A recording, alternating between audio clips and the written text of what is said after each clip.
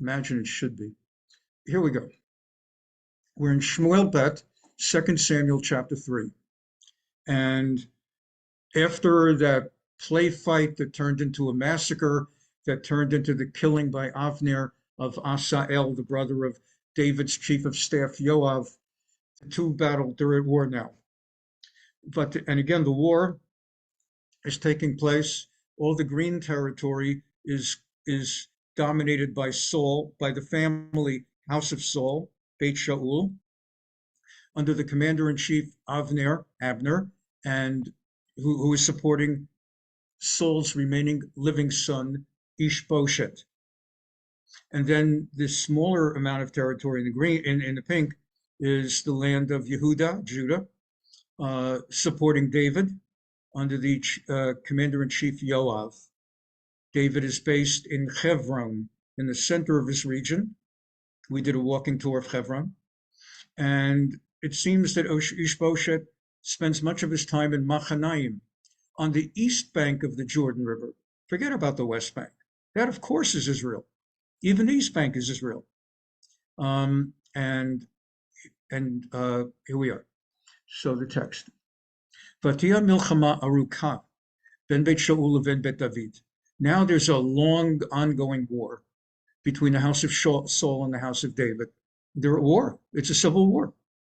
V'David holech v'chazek uBeit Shaul holchim v'dalim. And David is gaining strength, and the house of Saul is losing strength.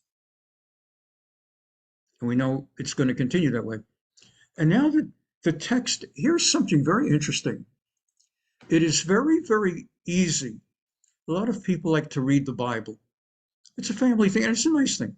A lot of families, Christian families as well as Jewish families, they'll sit around, like to have the wife and the husband and the children, and maybe they'll do it on the weekend, maybe a Friday night. Christians maybe on a Sunday morning, or I'm not sure when, and they'll read the Bible. They'll have a family Bible hour, or whatever it might be. And then there are just people who sit and learn Tanakh, and they just read the basic text. There is so much hidden deeper in the text than the text, and that's what I try to share with you and teach you. There's just so much in the text. Beyond the text. Let's take a look. It's going to list the 6 wives of David. Actually, he has 7. Actually, he's going to have even more than 7. But he begins with 6. And it lists the 6 wives of David, and each one has given him a son. There are also some daughters along the way who are not listed right here, right now. And there's more to it than meets the eye. Vayivoldu leDavid banim b'Hevron. While David was based in Hebron, that was his first capital for 7.5 years, he and his 6 wives, he was having children. Vayihi b'choro, and his firstborn was Amnon. La'achinoam ha'Yisraelit. Achinoam, the wife was Achinoam of Jezreel. Now we've shown you before where that is. Jezreel in the greater land of Israel. Before the civil war, while King Saul was the king over everything, right? This split is only after Saul dies, and you've got Ishbosheth and David. But when it was everything, there was a point where David was traveling up north in the area of Carmel. That's like around here, at this sort of, I use the term promontory. And there's a city of Jezreel. And there was the segment of time that he encountered in Carmel, that gentleman Naval, who was a very brutish rogue of a man who refused to give David any food or any kind of succor. And ultimately, David might have, and his men might have killed Naval, but Naval's wife, Abigail, saved the day by bringing David from their enormous wealth some food and clothes and drink. And when her husband found out that she had given some to David, he died of a stroke, making her a widow, and David took her as a wife. She's very beautiful, it says, we learned in the text. So David had married her from Jezreel, which we learned is from the Hebrew word Yisrael, which means not Israel, but planted by God, because it's a gorgeous valley that runs the entire width of Israel. By the way, that's an interesting thing. When people who have no clue as to what's going on in the Middle East. Talk about there should be a two-state solution like Schumer and Biden. There should be a two-state solution. It's a delusion. It's a two-state delusion. Israel already gave up. This was all was part of the Balfour Declaration. It was all Israel, both sides of the Jordan. And there already was a two-state solution. Israel made a deal, and the Jews made a deal. You could have everything east of we'll have a two-state. You could have an Arab country east of the Jordan, call it whatever the hell you want. Call it Palestine, call it kill Jew land. They had chose the name Jordan eventually, but they could have called it whatever they wanted. You could have that, and we'll have west of the Jordan. And that was the deal. And suddenly now, a new generation arises that doesn't know any history. We're not talking about 3,000-year-old history, but 50-year ago, 60-year ago history. And they say, let's have a great idea, two-state solution. Well, we already agreed to a two-state solution. It would be like after World War I, Turkey had the Ottoman Empire. So the Ottoman Empire, Turkey ruled like the whole Middle East. And after World War I, Turkey had to give up the Ottoman Empire. And then the Allies agreed to stop fighting Turkey and leave Turkey alone. That was the deal. You give us Egypt, I don't know, Syria, Lebanon, whatever, and you could be Turkey and finished. Just imagine, 50 years later, the world comes forward, don't know the history of World War I, and they say, we have an idea. Turkey should give up half of Turkey if they want peace now. And Turkey says, well, we gave up our whole empire. All we're left with is Turkey. We gave you everything else in the empire. And people say, we don't know about this. We don't know about the whole, we don't know about that. But if you want to make peace with the Kurds, okay, and with the Armenians, right? The Armenians are angry about what happened in 1915 with the massacre, the terrible Turkish Holocaust or genocide of the Armenians. You want to have peace, give up half of Turkey and give it to the Armenian. And Turkey's going, we give up so much. We give up 90% of what we had. No, we don't know anything about that. Give up half of Turkey. And the Armenians, they'll call their new country chicken, okay? And they'll call themselves the Chikenians, Palestinian Chikenians, okay? And along come the Armenians, they say, we're a nation that was started 9 years ago. We're the Chikenians. And we go back 4,000, 7,000, 23,000 years. We're the founders of this land. And we just want a little peace, two-state solution, so we could have free Chechenia now and Fredonia, whatever they want to call themselves. And so it'd be outrageous. So it's important when we're learning Tanakh to learn what the land is. We're not just learning an interesting history class, which is part of what we are learning, but we're also learning the foundations of Judaism and actually the foundations of what's going on right now. Okay, so Saul and his son Ishbosheth were based in Machanaim in the eastern part, and then the family was rooted in Givon and Givah. Okay, very good. Back to the text. So David's first wife is Achinoam of Jezreel, from that valley, because that's where he was. He picked her up and married her. Amnon becomes a very important player in a horrible, horrible story that's not too far away, just a few chapters. I hope you all have children if you're married, and I hope they give you nothing but nachas, which I hope. Certainly your grandchildren would give you nachas. Your children, sometimes yes, sometimes no. Depends on the day of the week. So David, if you ever have had tough times with your kids, you will know in the next few weeks as we learn more and more about the life of King David and his family, there is no parent in history who had as much tragedy and aggravation from his children as King David had from his children. It's shocking, and it's humbling. It's humbling for every parent. I tell this to parents as a rabbi who has had people come to me for counseling and pastoral care, and they've talked to me about problems they've had with their children, which is kind of a natural thing. It happens. We gave our parents trouble. Nobody was perfect. Just in our day, there was no therapy. So we just gave them trouble and they beat us up and we all became successful. Now with therapy, nobody gets hit anymore, and everybody's in therapy. So the thing is that, honestly, if you think about it, I tell parents, look, let me tell you about the story of David and of his sons. And when you're finished hearing this story, you'll feel very good the way your kid's coming up. See, a kid doesn't clean the room, okay? Listen to what happened King David. So here we go.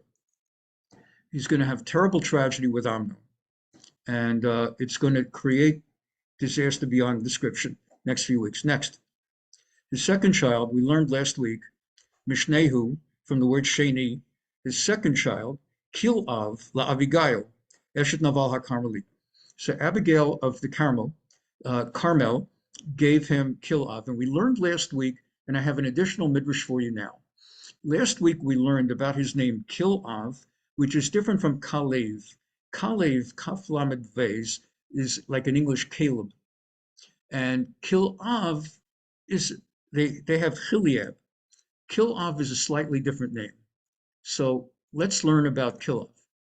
And I taught you last week the story of Sarah and Abraham when they were in Gerar in the Gaza area, and King Avimelech had taken Sarah kind of for a wife.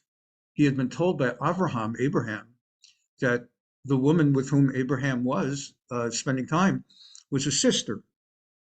He didn't say it was his wife, because Abraham feared that if they know he's married to Sarah, she's so gorgeously beautiful, Abraham feared these are people with a strange ethic. They would never commit adultery.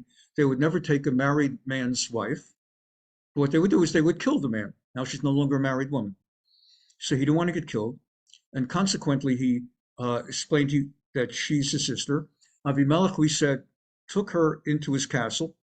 And that night, God came to Avimelech in an extraordinarily vivid dream that Avimelech perceived was a prophecy, in which God said, don't you lay a hand on this lady, or you and your household will die. And Avimelech told, we learned it in the text last week, Avimelech told God, said to God, I haven't touched her. And God says, I know you haven't, because I know you acted in naive innocence, thinking she was an unmarried sister. And I created a situation, I gave the example, maybe exhaustion. For whatever physical reason, you never got around to touching her. I protected you, says God, that you did not commit a grave sin. Now you give her back tomorrow, and you apologize to this man because he's a prophet, and he will pray for you, and you'll be forgiven. And Avimelech, we learned the next day, gave Sarah back. He gave Abraham, he made him rich overnight with the things in those days that constituted wealth, cattle and sheep and servants and gold and silver. And Abraham prayed for him, and that part was resolved. Abraham became wealthy overnight. We see that God provides wealth, not individual undertaking alone. He blesses your undertakings, and if you don't try, he won't help. God helps those who help themselves. But on the other hand, you have to try. And then we learned something very interesting last week, that we learned a midrash that Rashi brings, that when Yitzchak, the son of Abraham and Sarah, was born, Yitzchak had the same face as Abraham. That the late Sanim of that generation, the fools and tongue wagging people of that generation, some said, Abraham had been married to Sarah for decades upon decades upon decades. They never had any children. Then she spent one night in the palace of Avimelech. Next thing you know, 9 months later, she's having a boy. We wonder, maybe this boy was really fathered by Avimelech, not Abraham. So God, by miracle, made Yitzchak's face identical to that of Abraham, so that people would see and have no doubt that Abraham was the father. In fact, there's another midrash. I'm not going to take the time and read it, but there's another midrash that says that God made the face of Yitzchak so identical to Abraham that when Yitzchak started to grow up a little bit, beyond being a little baby, when he was about 15 years old and older, they looked so much the same that no one could tell them apart. And because of that, the Midrash says, God created a new concept that older people start looking older. That until that time, people did not look older as they got older. They didn't develop bags in their eyes, and they didn't develop wrinkles. And that's why God had not yet created laser treatments So everybody looked the same, 100 years old, 600 years old, 30 years old. There was absolutely no cosmetic industry at the time. And because people couldn't afford the cosmetic treatments, so God in his kindness made everybody look the same. Once people started having money, so he created a cosmetic industry. Okay, so Abraham actually in the Midrash said to God, people can't tell me from him. And so God said, you're right. And God started making people look their age, more or less. Consequently, they could tell the difference, which was Abraham, which was Yitzchak. So in the same way, the Midrash here goes into the same discussion. And the Midrash says he's called Kil-Av, namely Kimo La'av, like his father. He looked like his father. The Midrash, let's look at the Midrash itself, because it goes into it. Um, this is from Midrash Tanchuma, Toldot 6. It's the Midrash in Bereshit, in the book of Genesis, where it discusses Abraham and Yitzchak in the similar faces. Okay, here we go. I happen to have the text in front of me, so I'll read it. I was going to skip it, but it's right up here. V'chein Avraham hayadom el Yitzchak. So Abraham looked exactly like Isaac. V'lo hayu makirin abriot ben av le'even. People could not tell the difference between the father and the son. An shebikesh Avraham yamar, until Abraham turned to God and requested, Ribbono shel olam, Master of the universe, hafresh ben av le'bein, please make a difference between the way the father looks and the son looks. V'hifrish beinehem hazikna, so he made them look different based on age. L'chach ne'amar v'Avraham zaken. Therefore, shortly thereafter, it says in Parshat Chayesara, and Abraham became elderly. L'chach kativ Avraham alidit Yitzchak. Okay, so going on to the Midrash that I intended to show you for this now. Let's see it. The Midrash on or maybe it was just that okay, wait, let's just get, okay. So on the Midrash that I was telling you, the same issue came up where she gives birth, what's the name of the son? Let's take Kil-Av. So she gives birth to Kil-Av, and Avraham alidit Yitzchak on the one hand, we just talked about that. And what ends up happening is that the same problem that affected or potentially impacted Avraham, that people would question the fatherhood of his son Yitzchak, who's the paternity, in the same way, since David married Abigail immediately after Nabal died of that stroke, and then Abigail gave birth to Kil-Av like 9 months later or whatever. Actually, it was 12 months later, we're going to see in a moment. So there was again a concern, God had a concern for the honor of David, and for that matter of the boy, Kil-Av, that people are going to think and say, maybe it's not really David's son. Obviously, it's Abigail's son, but maybe it's Naval's son. Maybe Naval impregnated Abigail, and David, then having taken Abigail as a wife, seems like the father. So what happened? Let's take a look. It says in the text, let's just find it really quickly, right here. So it says, Vayishlach David, Vayedaber ba'Avigail lekachta lo leisha, and David took Abigail as a wife. Uli achar shehevia perash David mimena shlosha charashim. Upon taking Abigail as his wife, pretty much immediately after Nabal had died of a stroke, David did not touch her for 3 months. So that when she would get pregnant, if she would get pregnant, there would be no question that she had been impregnated and that David was the father, because she'd be having a baby at the earliest, let's say 12 months after he married her. 3 months of no contact plus 9 months. And that would show David was the father. In order to clarify that she is that it's the child of David and not the child of Naval. By the way, this is the reason in halacha, when there is a divorce, God forbid in Judaism, husband gives a wife a get, there's a divorce, the husband is allowed to marry right away, and the wife, the divorced wife, must wait a minimum of 3 months. In the movie, probably one of the really great movies on a Jewish subject. There are so few movies on a Jewish subject that you can walk away with feeling proud. They're normally self-hating movies, like you weren't invited, whatever, to my bat mitzvah, so you want to be invited to my oh, you're so not invited to my bat mitzvah.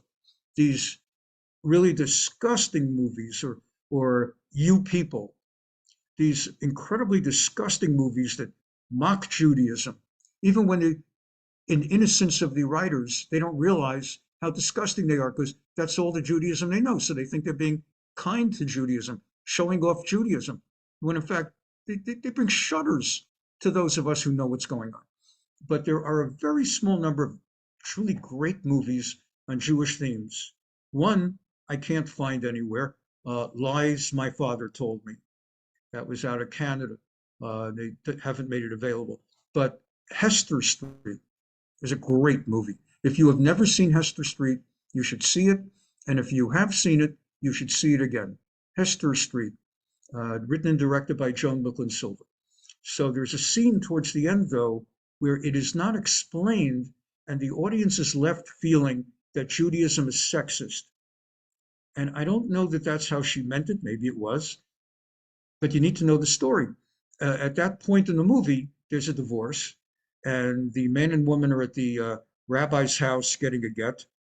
The get is given by the rabbi to the woman, and the rabbi looks at the divorcing husband and says, "You may marry right away," and then looks at the woman and says, "You, Gittel, may not marry for 3 months." And it seems like Judaism is sexist.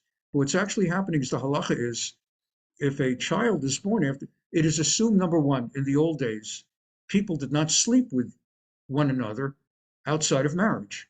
It just was not a thing. Not like this modern era. People did not sleep together out of marriage. Frankly, even in Hollywood, it destroyed careers. When the gossip columns found out that some Hollywood star was conducting an affair with another Hollywood star, it would destroy the reputations back in the 1950s. The public images were very different. In the same way that the press protected John Kennedy, President Kennedy, they all knew what was going on between him and certain women other than his wife, and nobody would put it in the media.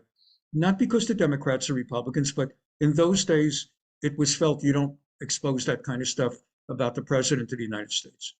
So in such a world where people don't sleep outside of marriage, together outside of marriage, it would be understood that a divorced woman who gets pregnant, it could only be from a man within marriage. And so if she's divorced, the only question is, was it from the husband she just divorced or from the new husband she just married? So there's a mandatory 3-month waiting period so that we can be sure as to who the paternity is. Okay, so David, in order to protect any baby and the reputation of the baby, not to mention David, waited 3 months. But and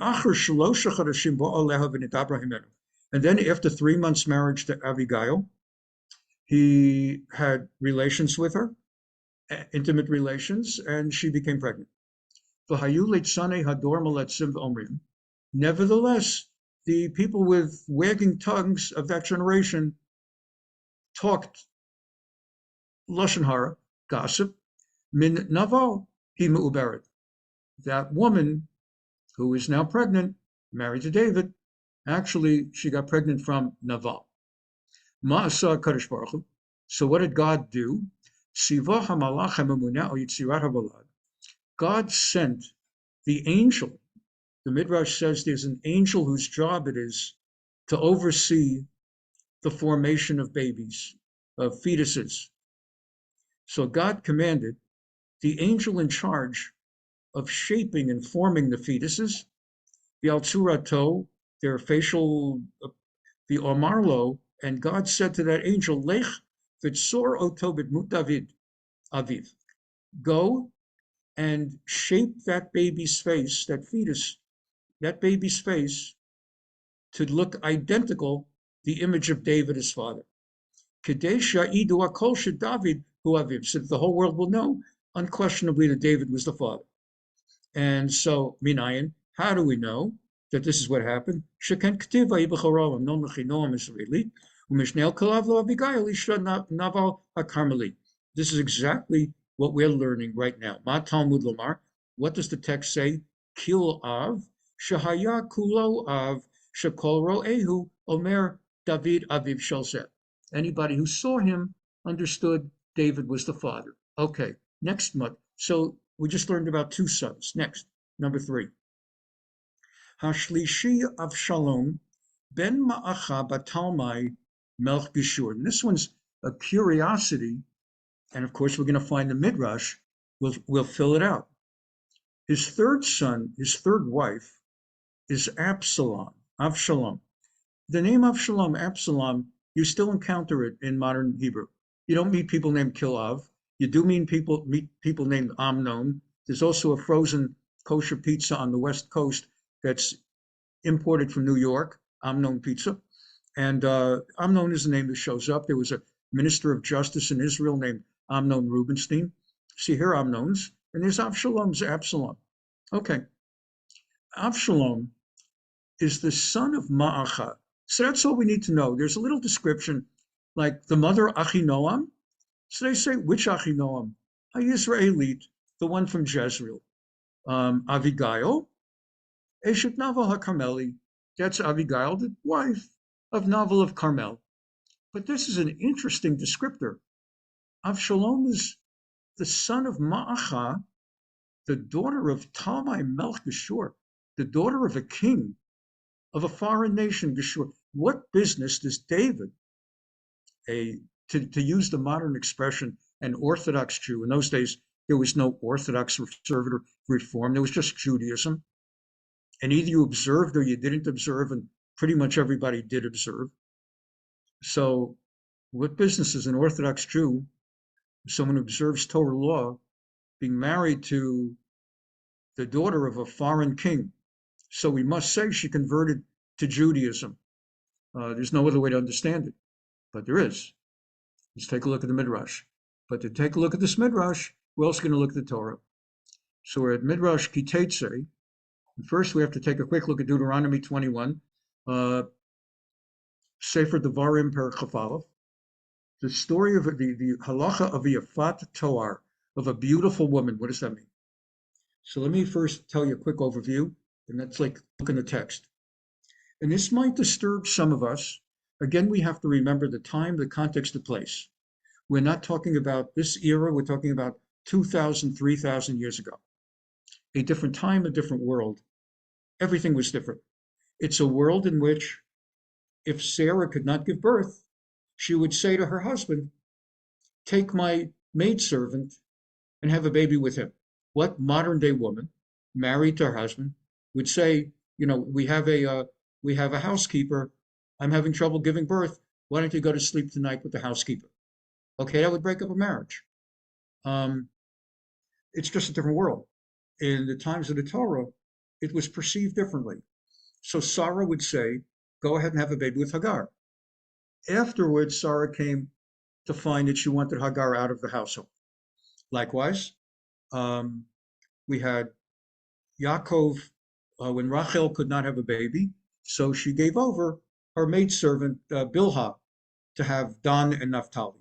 And then when Leah, who already had given birth to 4 children, Reuven, Shimon, Levi, Yehuda, saw that Rachel had given over her maidservant Bilhah to give Dan and Naphtali, so Leah gave her maidservant over, Zilpah, to have Gad and Asher. So again, if you look at it, in today's world, it sounds libertine, and it sounds like, I don't know, whatever goes on in the non-moral world. It was different in those days. It was to have a baby. It literally was to impregnate. Was there no kind of pleasure? I'm sure there was pleasure. but the fundamental thinking was to have a baby and to bring children in the world. Now, also keep in mind, there was no television. I'm not making a joke now. There was no television, no social media, no radio, no books. Um, Children were entertainment. As much as children are aggravation, children are great. Children are, you know this.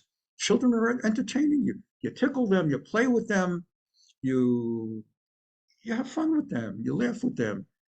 I was going to say you read to them, but there was nothing to read. And there was nothing to do but play with them. You see how much women wanted children. Nowadays, many women go out of their way not to have children. They're not going to have children. I'll have a child when I'm 38. I'm not having a child till I'm 38. I've met people like that. Then when they're 38, they come and meet with me. Do I know a good place to do artificial insemination and IVF because now they're too old to have children? But first, I want to have a career and all of that. And I'm not making a judgment. I am absolutely not offering personal judgment. I'm just saying it's a different culture, different society. In those days, we see how much women wanted children. Sarah wanted children. Rachel wanted children. She was willing to die if that's what it took, and that is what it took when she had Binyamin. Hannah on Rosh Hashanah, the Haftarah, where Hannah is at Shiloh crying to God, please give me a child. If you give me a child, I'll even give him over to the Kohen Eli to be raised at the Mishkan. I won't even have him at home. I'll give him to you. That's how much she wanted a child. You'll have it again with Shimshon, where his mother is approached by an angel and is told that God will give you a child. You're not allowed to let him drink wine or cut his hair. But women wanted children. It was like a big thing. And men wanted them too. Hence, Yaakov had 12 children and a girl, 13 children. Okay, so in that context, we need to understand it doesn't mean that people did not appreciate a handsome man and a beautiful woman. And it doesn't mean that that's not what attracted men and women. And it doesn't mean that's not why they got married. Nevertheless, it is extremely important to understand that context to understand the concept of Yfat Torah. Here's Yfat Torah, then we'll read it in the text. We've just read the horrors of October 7, Shabbat of Shmini Atzeret. And part of what Hamas did was when they came in, we've read about how they murdered people and decapitated people, put babies in ovens, and they raped a lot of women. And they even raped dead women. And they raped women and then killed them. All kinds of horrible, horrible stuff. And our culture as Jews, and frankly, Western Christians, can't relate to that. What went on in the Middle Ages, that's another thing. Not with Jews, but that's another thing. But what goes on today, Western society, and Jews, it's inconceivable. Raping? I mean, now, in ancient times, the Torah recognizes there was war, a lot of war, going through the desert. We had to get past Amalek, and we had to get past Sichon Melech Amori, Og Melech Bashan, the Amorites, the 7 tribes of the 7 nations, the Moab and Edom, and there were just all of these nations. We unfortunately had to be at war. And the question arises, what happens if during the war, a soldier sees what he perceives to be a gorgeous woman and wants very, very much to have her? So what are you going to do? You're going to have rape? You can't have rape. So what did the Torah do? The Torah, interestingly, and it applied in that time, it doesn't apply today. There are a lot of Torah laws that don't apply today. Culture changed. It's not that we say, well, now it's a modern era, we don't keep kosher. Well, now it's a modern era, we don't keep Shabbat. No, we still keep Shabbat.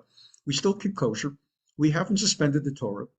But certain rules do not apply right now, like offering sacrifices to the Holy Temple.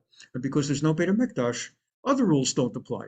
And that includes the law of Yfat Torah. But the law of Yfat Torah, the law of the beautiful woman, is as follows. And we're going to look in the text, that if you're at war and you see a beautiful woman, and it goes without saying she's not Jewish, because in those days, all Jews lived in Israel. It wasn't like today where Jews, having been exiled, so Jews are everywhere. Australia, South Africa, England, France, other places, Iceland, everywhere there's Jews. So in that time, all Jews were in one place. Israel under Jews. There was no Jewish exile diaspora yet. And therefore, if you're at war, you're fighting the people of that nation. And you really have a lusting for this woman as you're winning the battle, and you really want her physically, and she's not Jewish. And what do? And the Torah tells us. The Torah doesn't just say, restrain yourself, but the Torah doesn't say, go wild either. Let's see what the Torah says. And you'll see how this applies to Ma'acha and to Avshalom. Ki teitzei lamilchama al oivecha. If you go to war against your enemy, unetano Hashem elokecha biyadecha v'shavita shivyo, and God gives you victory, and you take captives, you're successful.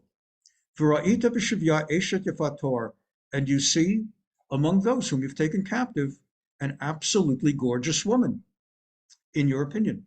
V'chashakta, and you have this extraordinary desire for her. V'lakachta l'cha le'isha, to the degree that you must have her. But you can't rape her. But you can take her. What does this mean? You can take her for a wife. What if she doesn't want to marry you? You can take her, having captured her in battle. If you want her as a wife, you can have her. Not that you can rape her. Not that you can go around raping one woman after another, or even one single woman. But if she is so unbelievably, you just can't hold back, then you may take her l'kachta l'chalisha, you may take her as a wife, take her into your household as your wife, and that's not the end of the game at all. First, v'habeta el toch beitecha, you bring her into your home. So you haven't raped her in the field. You've actually had this Shevi, this captive, brought to your home. V'gilchat rosha, and her hair must be completely shaved, like Sinead O'Connor. So the idea is, this week is St. Patrick's Day week, so we'll refer to Sinead O'Connor. The idea is that part of what makes a woman beautiful is her face, and it should be primarily her character. Everybody looks at people differently. I'm not going to get into all of that now, but certainly a woman's hair is a significant, just the amount of money that they charge for a man's haircut versus a woman's haircut. And what women do, where every 3 months they have a different hairstyle and they're changing their hair color, versus men who it would be really, it's like eye-popping if a brown-haired guy suddenly showed up blonde. And then can you imagine showing up, redhead? But with women, they might change their hair color, and they change their hairstyle. They wear it down, they wear it up. There was, what's her name, about 10 or 20 years ago, who made a big splash in the movie 10, Bo Derek, with the cornrows. And then all these women decided to start having their hair done in cornrows because they all wanted to look like Bo Derek, even though they didn't. But a woman's hair is a big thing. So before you take this non-Jewish woman and make her your wife for life, because you're still not allowed to mess with her, you have to shave off all her hair. It'll grow back. She doesn't have to stay like Sinead O'Connor forever, but you have to look at her. You have to not just look at her drawn by your perception of her beauty, but you have to look at her without her hair. V'asta et tziporneha, and you have to let her cut her nails. Now again, for women, like nails is a big thing. For men, I mean, men, some men do have their hands manicured, but by and large, when you see these different Vietnamese nail stores, nail salons, no cucumber water only for guests. Cucumber water only for guests. So, if you know the reference. So, a woman's fingernails is a thing. So again, to look at the woman as a person with a body and a soul and a character, not simply hair and fancy fingernails, You have to have her fingernails cut down to size, cut off her hair, v'heisirat simlat shivya, and the clothing that she was wearing, she has to change that clothing and instead basically wear clothing of mourning. V'yoshva b'veitecha u'vachta tavia v'yatima yerach yamim. And she has to stay in your house, sitting Shiva, actually sitting Shloshim, sitting Shiva for 30 days. Not literally Shiva. She doesn't have to, let's say, cover the mirrors, but for 30 days, she stays and she mourns her father and mother who've been killed in battle. The understanding is it's one of those kinds of wars where the men and women and people have been killed. And so the achar kain tavo eleha uva alta. And only after that, having brought her to your home, having had her hair cut, having had her fingernails cut, having had her sit 30 days with red crying eyes, just bawling, B-A-W-L-I-N-G, just bawling and crying and weeping, and you've been putting up with that for 30 days, putting up with it. You've been watching this for 30 days. If you still want her, va'achar kain, only after that, tavo eleha ova alta. May you then go into her physically and impregnate her. V'hayata lecha leisha, and then she becomes for you a wife. V'haya, im lo chafatzta ba. On the other hand, if having taken her in and looked at her without hair and without fingernails, of beautiful manicure and the 30-day, if you decide, you know what, I don't know what I was thinking. I don't want to. V'shilachta lenafsha umachor lo timkarena bekesef. Then you should let her go free, and you don't sell her like a slave. You have to let her go free. Lo titamer ba tachad asher inita. Because of what you put her through, you're not allowed now to make her like a slave. Okay. And so Rabbi? you have, what's up? So, number one, this marriage is allowed to proceed without her still converting even after the 30 days?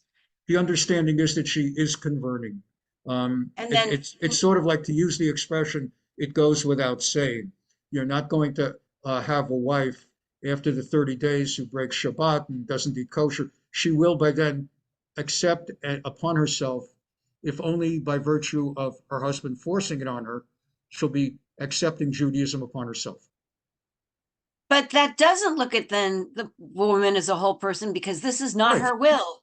And We're then gonna just like with the sota who passes all the waters of the curse, and why would she ever, the sota ever want an accusatory husband back, and just like here, why would a woman who's ever want to be in a household of the army or the conquering people who killed her parents and her family? And so it's all she would against not. her will. So she would not. And we're going to continue learning not only this law, but on the left side of the page, we're going to learn, consistent with what you're commenting, how wrong it is to implement this law. In other words, this law is there as an outlet for someone to give control and restriction and some kind of communal rule for a person who otherwise is just going to maybe be out of control with a woman anyway. So it allows for that, but the understanding, as we're going to see on the left side of the page, is that no one should ever take advantage of that law. And we're then going to finally see backtracking. there's a terrible price to be paid by any man who actually takes a Yfat Torah as a wife. And then finally backtracking, there were no kids of David from his actual first wife, Michal, Saul's daughter. She never, according to most opinions and the text, she never gave birth. And there's one or two alternative opinions that she had a child on the day she died. And then there's a third opinion that her sister Meirav, that she raised Meirav's children as her own. Meirav was married to someone else, and that Michal ended up raising those children in lieu of having had children of her own. And then how come the text only talks about these two wives and not Michal as David's wife? And then are there no daughters? It's only talking about sons. First of all, Michal is coming up in the text, and the daughter Tamar is coming up in the text. But it's starting off with the sons because these are the potential future kings and princes. So let's continue. Thank you for the questions, Janet. So that's the law, but now take one more quick look before we go to the left side of the page. Now, thank you again, Janet, and sort of leading us into the next part of this conversation. So after the Torah talks about the law of Yfat Toar, we go down about 3-4 verses, and then it gets to this. Ki yihiele ish ben Sorrer moreh. If a man has a child, this is a separate man, separate man, separate story. And he has a son who is rebellious and defiant. And the Talmud tells us we're not just talking about a kid with a big mouth. We're not just talking about a kid that even calls his parents a name, though that's part of it. We're talking about a kid who grows up to be a glutton, steals meat and wine, and is just disgusting and a reprobate and a criminal and is absolutely out of control. Think of the kind of, once in a while, God forbid, when you hear the news about someone killing their parents, right? Like what were those brothers? What were those two brothers around the O.J. Simpson time who killed their parents? What was his name? Menendez, right? Like, think God forbid, like the Menendez brothers, right? And what was their defense? They asked for mercy on the grounds that they're orphans. So anyway, if a man has a really defiant and rebellious son, who refuses to hearken to the voice of his father and mother, has no respect for them, doesn't listen to them, and they try every which way somehow to get him to be more obedient, and he absolutely will not follow them.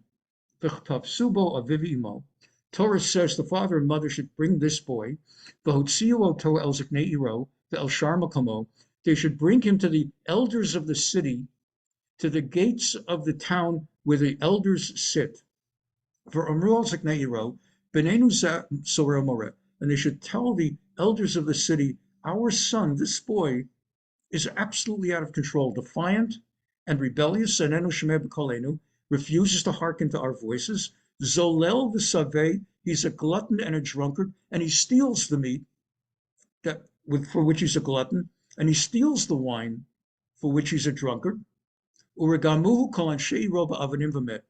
The entire population of that city should stone that boy to death. Uviarta harami kirbacha, and you shall eradicate this evil from your midst. V'chol Yisrael yishmu v'yirau, and all Jews shall hear and shall fear. The Talmud tells us, I won't be reading from the Talmud because I want to get in maximum information in minimum time, but the Talmud tells us that there never in all of Jewish recorded history, from the time of the Torah in the desert to the year 2024, there has never been a ben Sorrer moreh. There has never been some boy who so much fell into checking off every single box of ben Sorrer moreh such that he would be punished and brought under this. So the Gemara asks, if there's never been such a thing, why does the Torah even have such a law? And first of all, the Gemara answers, it's something God wanted to give an extra mitzvah for the Jewish people to observe. That they don't have to do it, but they should know the mitzvah exists, and people should learn it. Rabbi Victor Miller, this is Ronald Racha, taught that an important part of that mitzvah is that normally you learn that mitzvah when you're in about fifth or seventh grade. Normally you're learning Deuteronomy 21, Sefer Devarim, Parak Aleph, around seventh grade in yeshiva. And he says it's a good thing for children to learn that in yeshiva, that the Torah has a law that if you don't listen to your parents, and if you go ahead and you defy them, and if you go ahead and you steal food and you steal meat and you steal wine, then they'll bring you to the Kohen and everybody's going to stone you. And it tells a kid when you're young, not like in a modern day America, that if your parents tell you they can't eat something or you can't do something, right away you call the ACLU and you tell your parents you're going to sue them for child abuse. So in Torah times, you're not going to sue your parents for child abuse. They're going to stone you.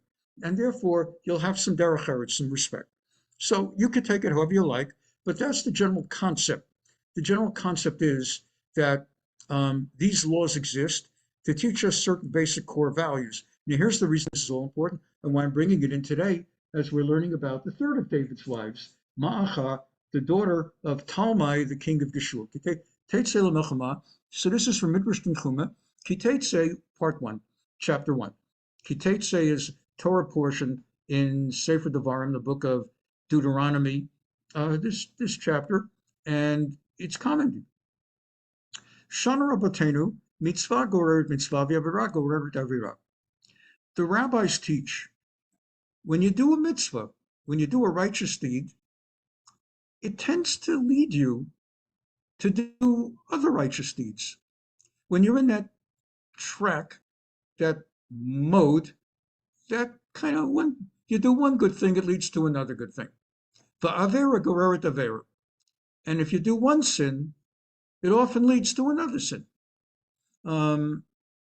It's like Godfather. I use the Godfather often as an example.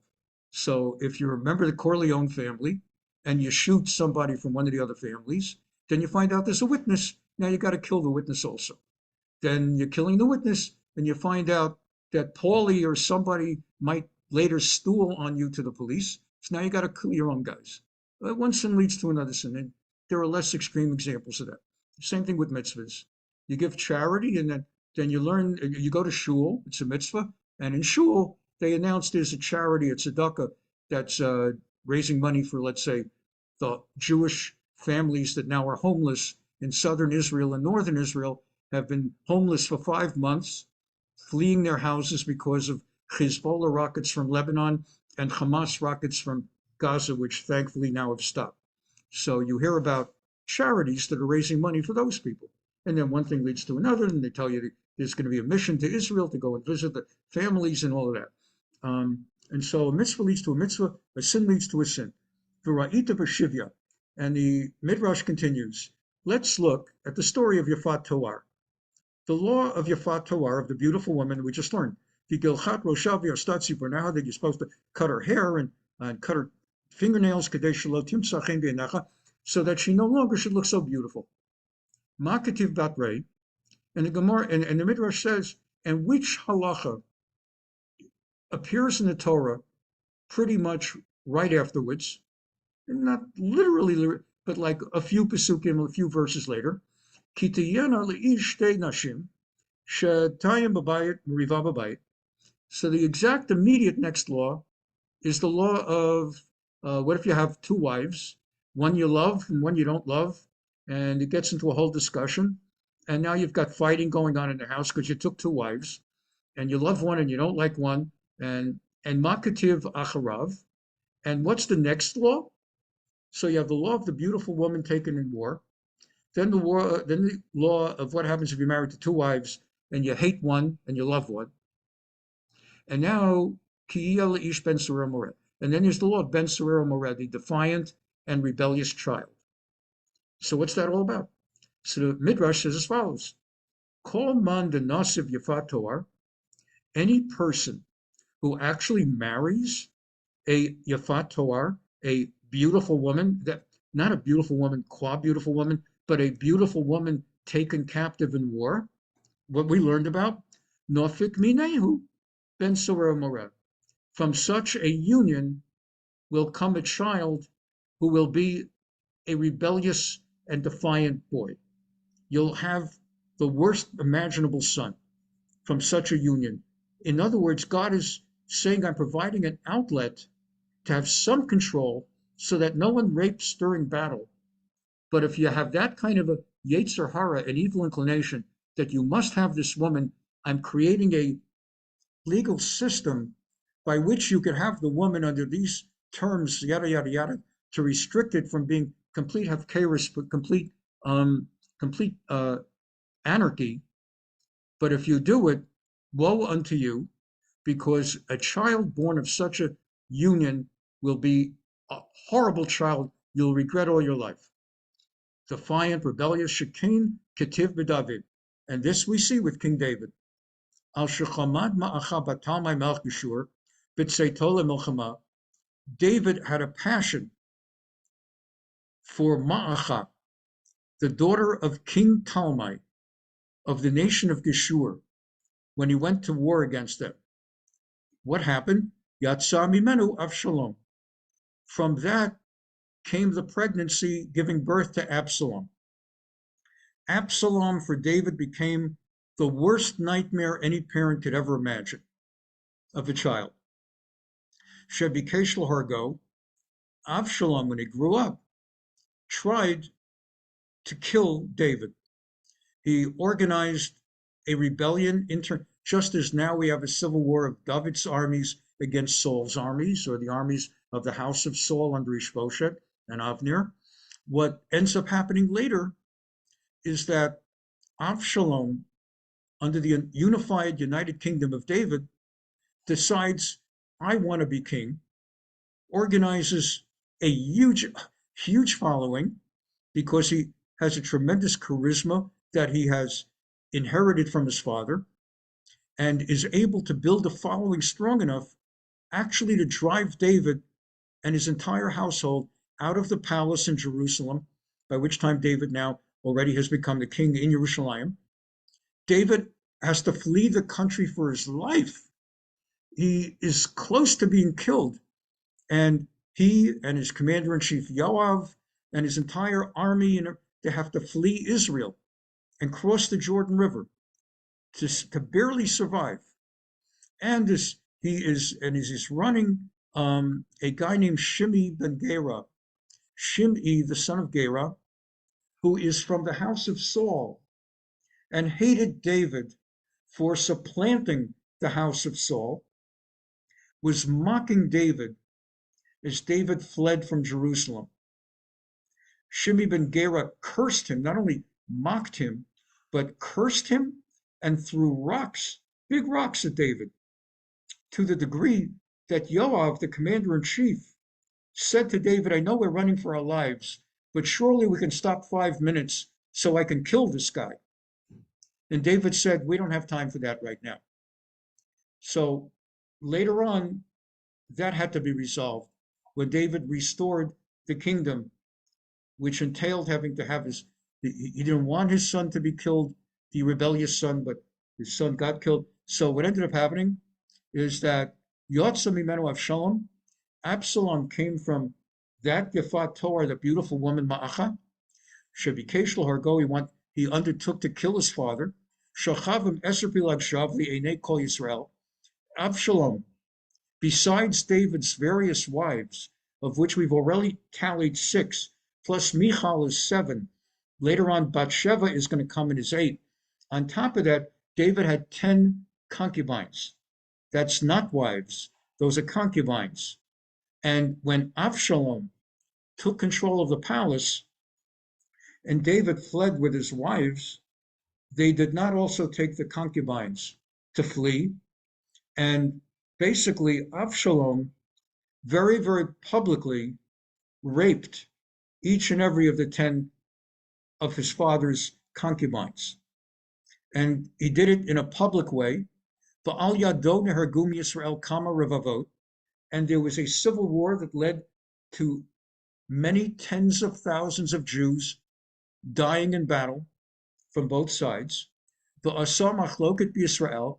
He divided the Jewish people. V'neharag Shimei ben Gera, v'Sheva ben Bichri v'Achitofel. And this guy Shimei, who mocked and cursed at David when he was fleeing. So when David came back, they had to straighten out accounts with Shimei and with some other people. And this all happened because of Avshalom. And the Shlish Siva or Kol Beit Shaul. And all of this happened because David married a Yfat Torah. That's what the Midrash is saying. Consequently, even though the Torah had permitted him to take the woman under those terms. The rabbis learned in the Midrash from what ultimately came out of Avshalom that it is something nobody ever should do. If someone's in battle and sees a beautiful woman, you just look and you don't touch. And in order to finish this all up in our class on time, or to just wrap it now, the Horavi'i Adoniah ben Chagit. His fourth child was Adoniah, the son of Chagit, and he plays a significant role as David. At age 70 is on his deathbed. As David is dying, he has not left formal instructions as to which of his surviving sons is to become the next king. And in the vacuum, with his father almost dead, Adoniah seizes the moment, gathers people together, and declares himself king over Israel, while his father still is alive, still has a little bit of time left. But Adoniah is not waiting. And it's against that context that David, at the very, very last moment, his wife Bathsheba prevails upon him to publicly declare that it is his will that the next king should be Shlomo, Solomon, to be the king. That's the whole story. V'chamishi Shefatya ben Avital. His fifth son was Shefatya, born to Avital. Avital's a name you find in modern Israel. V'hashishi Yitra'am le'eglah eshet David. And the sixth one is Yitra'am, who is born to Eglah. Eglah is uniquely described among the six wives as Eshet David, as the wife of David, David's wife. It doesn't say that, quite that wording for any of the others. All the others, it's referring to Achinoam, and it refers to Abigail, and it refers to Ben Machad. Nobody is called his wife except her. So the rabbis ask, why uniquely among the six is she called the wife? Because although she's sixth on the list here, she actually was the first of his wives. So when she married him, she was Eshet David. She was David's wife. And then there were more and more. Ela Yuldu LeDavid b'Hevron, and these are the ones that were born to David in Hebron, in Hevron. He will have others like Bathsheba, and others will be born after he moves to Jerusalem.